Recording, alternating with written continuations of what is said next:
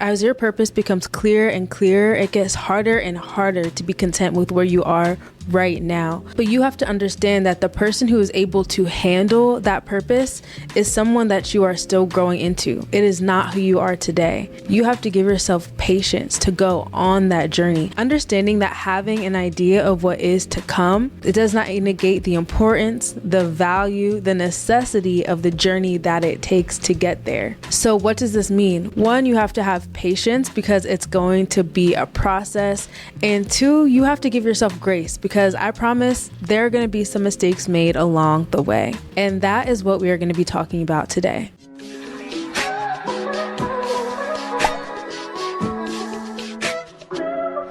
Welcome back to another episode of the I Am podcast. My name is Jaazy. If we haven't met already, a little bit tired today, but I am excited to talk with y'all about today's topic. Really helpful, yes, for you, but even just for me to remind myself. Now, it can be hard once you start getting that clarity, especially when you've been praying for a while and God's just putting things on your heart. It can be really hard not to be impatient, but you have to think of the person that you used to be, or even when you were a kid and you had these big dreams.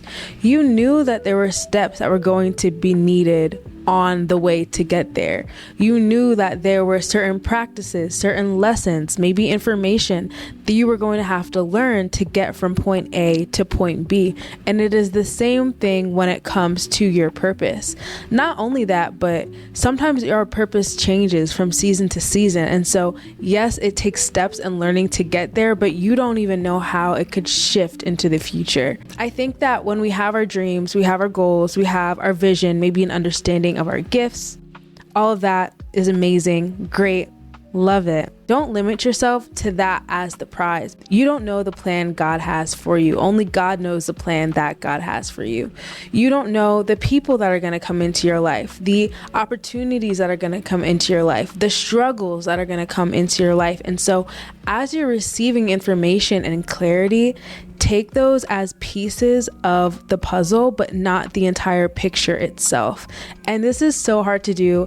I'm an overthinker. I think about everything. Sometimes that's a good thing. Sometimes that's a bad thing. But it is so tempting to run with any piece of information I get to try to plan 50 steps ahead and see what my life will look like far into the future. Like, honestly, I've already planned out like the next 5 years and I'm learning, and God is wrestling with me for the fact that I cannot live like that. Like, I have to be open and stay open to the plans that He has, because here's the truth of the matter. You actually really could plan out your life. You could plan out your dreams and your goals and the steps that you're going to take. And you could make those decisions, and that could be great. But ultimately, that's based on what you think your purpose is, on what you think is best for you, not on what is actually planned out for your life. That is tempting. Like I just said, it's hard not to do that. But something I remind myself, and something that could maybe be helpful for you too, is the fact that we don't know what life will bring. I'm so thankful that, throughout school, like, yes, hard things happened, but nothing happened that completely threw me off guard and completely tossed me off the boat. I mean, I know people who go through such traumatic events or huge losses where you have to take a year off, or maybe you have to drop out. And that's just one example of how life can come and rock your plans. And so as you're going throughout your life, yes, you can plan.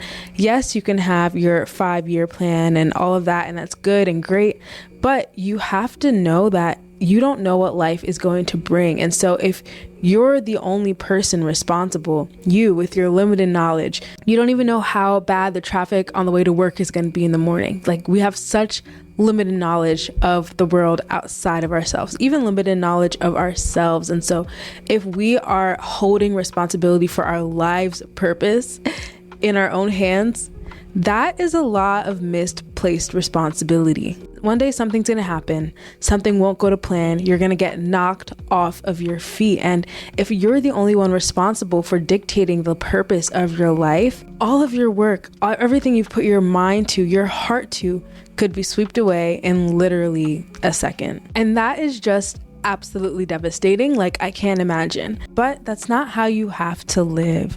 God has made each of us for a very specific reason. And whether that is just to change one person's life, there is so much value in that, and freedom in knowing that your value your purpose is not solely your responsibility. But when we do this, when we give up this power, when we surrender to the fact that there is something greater than us that actually has fit us into this puzzle of life, of the world, of reality, it takes some trust.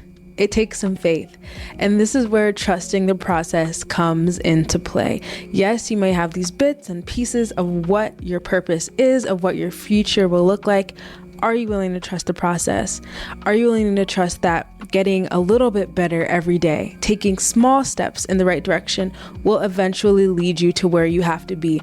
And there's so much information about trusting the process out there. I bet you could find 1,000 videos about it. One thing that's been on my heart about trusting the process is trusting that the sacrifices that I've been called to make will be worth it. And then out of that trust, actually making those sacrifices. So for example, for me, going out a lot on the weekends, like I love dancing. I love it so much. Like favorite thing, and it's really fun going out dancing, all of that with friends. And I know there are different people who have different like convictions and things, but for me it's just something that I've just noticed has like burdened my heart and something that I'm doing less and less and less.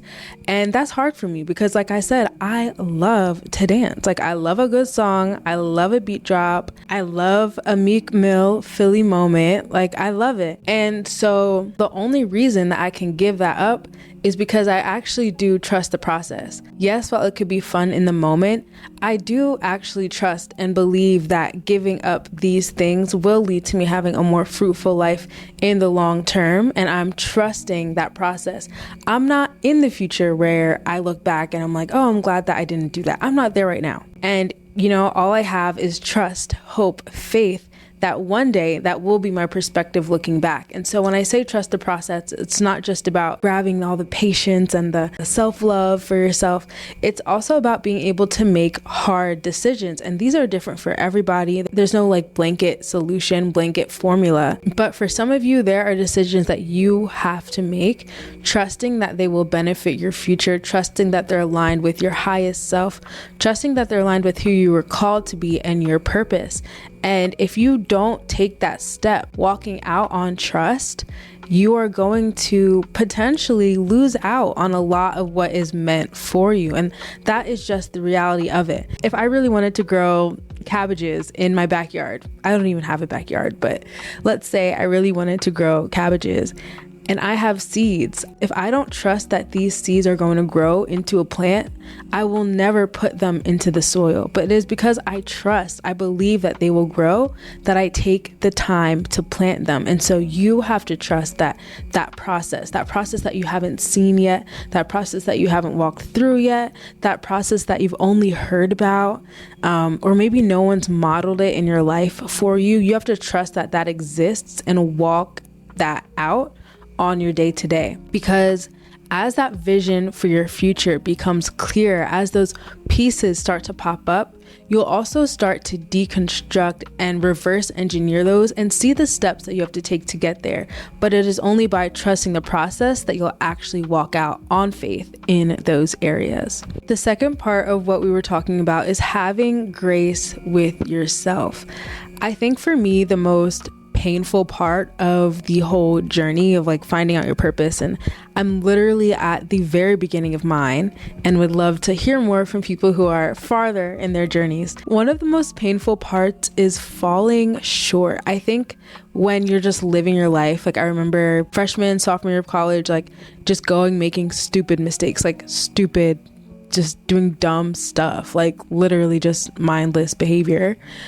And I didn't really care, and like it didn't really affect me or burden my heart or pain me in any way. And I think it was because I just didn't have any vision for who I was made to be. I wasn't aware of like the value that I had as a person, of my potential, of what could be for me. And so as you start to get that more and more, your mistakes are gonna hit harder. You're gonna feel them deeper because you have this image in your head of who you want to be, this image in your head of who you should be. And again, when we try to rush and expect the goal to be happening tomorrow, we can sometimes hold ourselves to a standard that we really shouldn't be at. Like, we have to also be realistic with where we are in the present moment.